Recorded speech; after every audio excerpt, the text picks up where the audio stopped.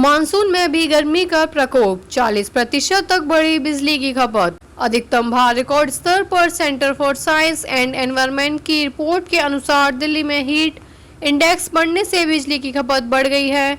Monsoon में भी AC cooler चलाने की जरूरत पड़ रही है, जिससे बिजली का भार रिकॉर्ड स्तर पर पहुंच गया है। सीएसआई ने ऊर्जा ऑडिट और निष्क्रिय शीतलन रणनीतियों को अपनाने जैसे सुझाव दिए हैं, ताकि बिजली की मांग को कम किया जा सके। Centre for science and environment CSI की एक नई रिपोर्ट ने पर्यावरणविदों की चिंता बढ़ा दी है।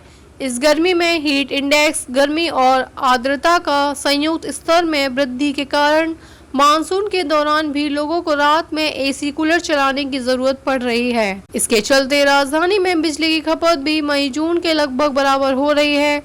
बिजली की खपत में भारी वृद्धि होने के साथ ही बिजली का अधिकतम भार रिकॉर्ड स्तर पर पहुंच गया है।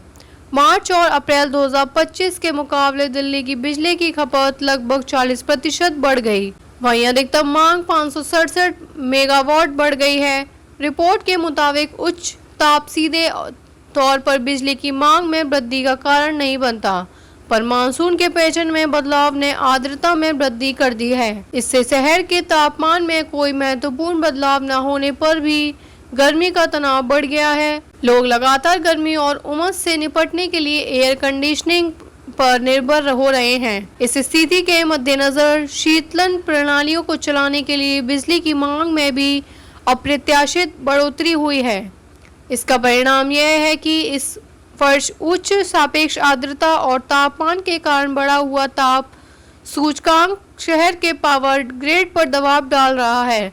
अगस्त 2021 में जहां पीक पावर डिमांड 6,600 मेगावाट थी, वहीं इस अगस्त यह बढ़कर 7,050 मेगावाट हो गया है। वहीं विद्युत खपत अगस्त 2021 में 3,600 मेगा यूनिट भी थी, जो अगस्त 2025 में बढ़कर 3,982 मेगा यूनिट हो गई है। बढ़ती मांग के चलते बिजली के बुनियादी ढांचे पर भी दबाव पड़ रहा है। शहरी तापद्वीप प्रभाव को नियंत्रित करने और यांत्रिक प्रणालियों से निकलने वाली अपशिष्ट ऊष्मा का प्रबंधन करने के लिए शहरी ताप कार्य योजनाओं का विकास और कार्यान्वयन महत्वपूर्ण है।